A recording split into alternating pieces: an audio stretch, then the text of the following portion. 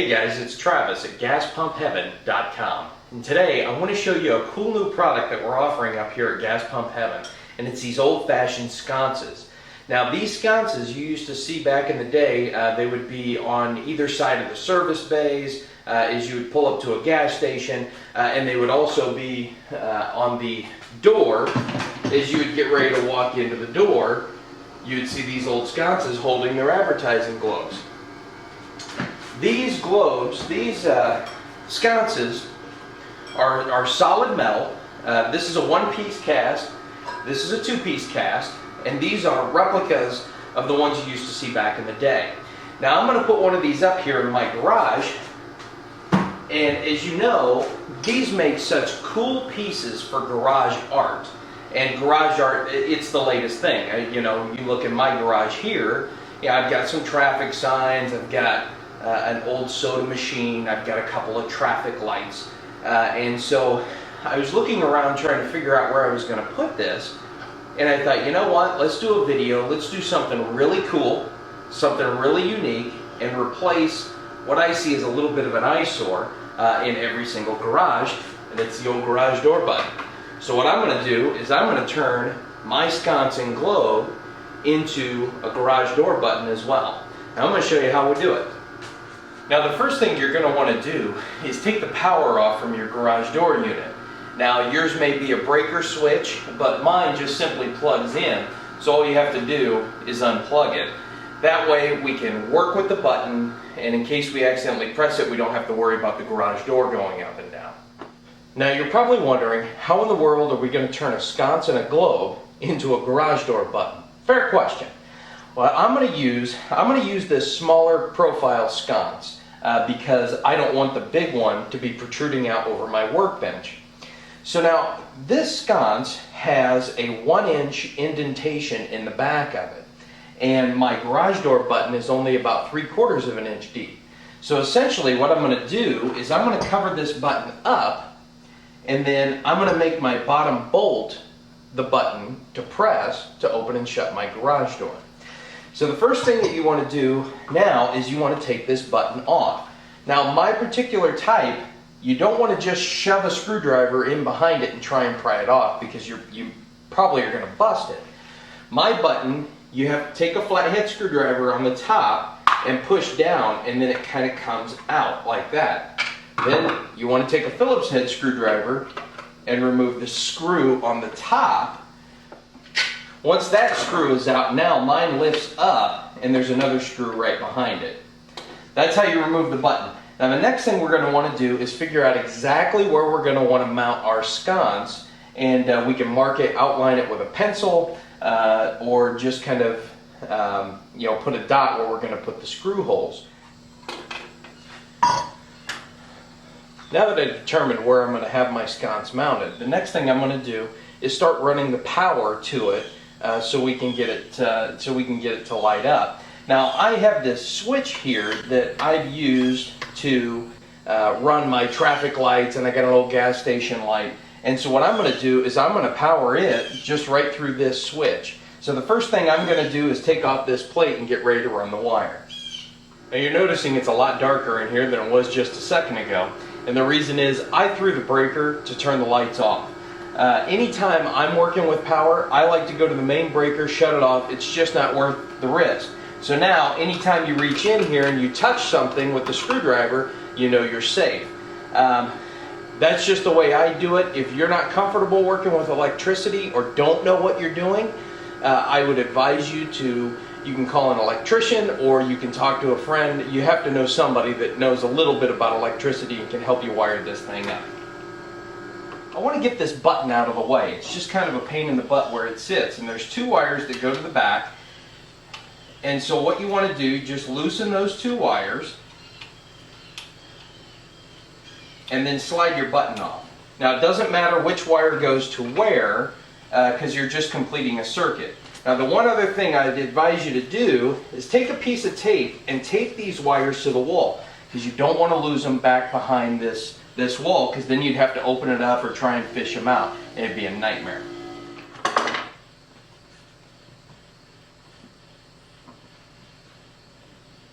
Now you'll notice that I'm putting wire nuts on everything. Not only did I put one on the black one, which is the one that's hot, but I also put them on the ground and the weight lead as well. And the reason is I wanted to turn the lights back on so we had a better shot so you guys can see what's going on. And also the wire nuts are going to keep, in case everything slides back in, it's going to keep it from sliding back into the wall. And I just didn't want, if someone came in, if I walked away from the project and flipped the switch, nothing was going to happen. The next thing we're going to do is we're going to start working on figuring out exactly how we're going to mount the button to make our sconce our new button. And so what I'm going to do is I'm going to mount this upside down, because the button is going to come in at the very bottom of the sconce in this hole for mounting. And so I have a lock and a power button on the bottom of mine. Now I never use it. The lock button, if I go on vacation, I just unplug the garage door opener. And the light, well, it's a garage. I have lights everywhere, so I don't use either one. So I'm just going to not mess with them. I'm just going to leave them hidden behind the sconce. And the only thing I'm worried about is finding something to come in and to touch that big button on my garage door opener, so that when I press the bottom bolt, it opens. So I'm going to start, like I said, by I'm going to put the wires back on this, and then I'm going to find a place to mount it upside down.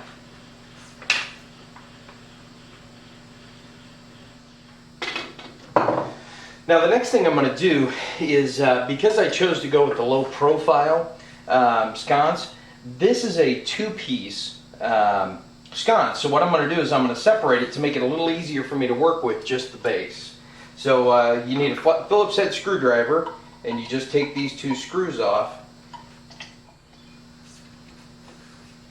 Now before you complete your mounting on your button, you're going to want to make sure that it's level so everything looks absolutely perfect.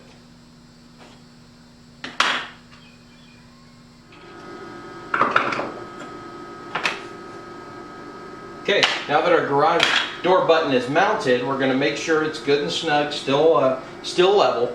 And then the next thing we're going to do is put our button back, because we are done with this portion of the project. And the next thing we're going to do is we're going to put our sconce back together, and we're going to wire it up, and then we're going to mount it in place over top of our button. Now the one thing I forgot to tell you, before you put this thing back together, tuck everything up as it's going to hopefully sit when you put this all back together. Before you put your sconce part back on this base plate, sit it over top first and make sure it's going to fit. And second, you're going to want to mark where you're going to put this lag bolt, because the sconce actually sits in the way of this lag bolt just on the low profile model. Now I'm going to use a 3-inch lag bolt to mount the top part of the sconce. And for the bottom part of the sconce, I'm going to take a carriage bolt, and I'm going to paint it black as well. And I'm going to cut it off so it actually goes in and touches this big button. And I'm going to glue it right onto that button after I get everything mounted. So the first thing I'm going to do is I'm going to drill a pilot hole for my top lag bolt. Now be real careful, because there could be electrical wire. As close as we're dealing with this, there could be an electrical wire back there, so you want to be very slow and cautious, because you definitely don't want to hit that.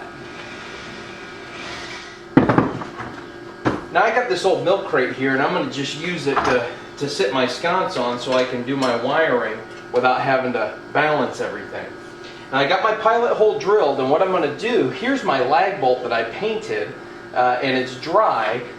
But what I'm going to do is I've got another lag bolt. It's the exact same size lag bolt, and I'm going to run it in there so that way when I put the sconce up, I don't have to really crank on my painted bolt. There's already going to be a good screw hole for me to go into. Now that that's done, I'm taking a look at my sconce, and I notice that my lag bolt is not going to be able to fit in between here. So what I'm going to have to do is I'm going to have to take it apart and just put it together in sections. So So not a big deal. I'm going to need an extra milk crate here, something really high so I can just kind of lay everything in a nice easy spot to get to. I'm actually glad this worked out this way, because this is going to be a lot easier for me to mount, and then I can just put the sconce on last. There's a pocket in here that you can kind of feed your wires into, not to mention the fact you'll be able to feed them down in between here. So this is going to make it a lot easier for me. Okay, now that we're all wired up, let's go ahead. I'm going to twist these wires around at the top because I have a lot of space in the top here where it's going to be able to accommodate these wire nuts. So I'm going to twist these around like that so they sit good. And then I'm going to put my mounting bracket up and take a look at it.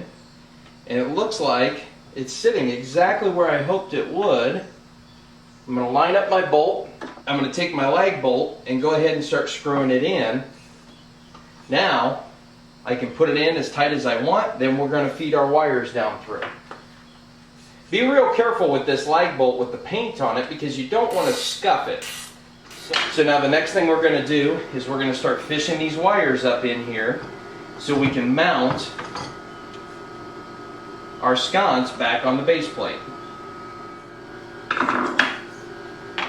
Now we want to make sure that everything is still sitting level so we can make any adjustments that we need to.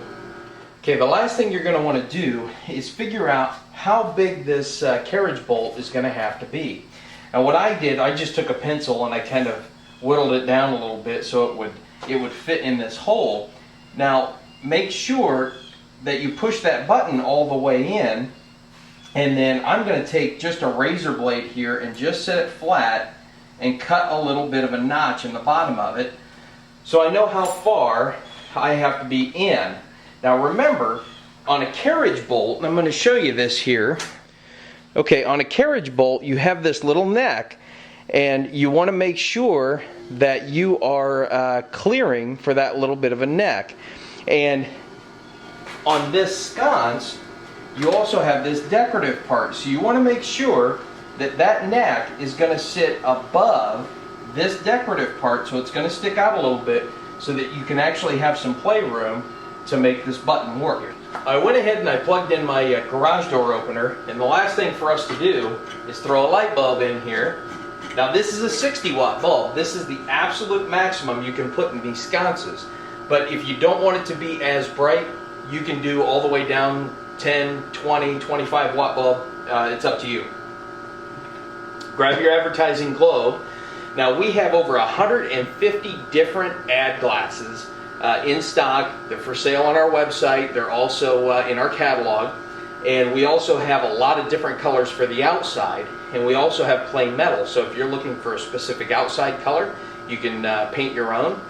So now we just throw this right on top, just like that. We tighten up these set screws.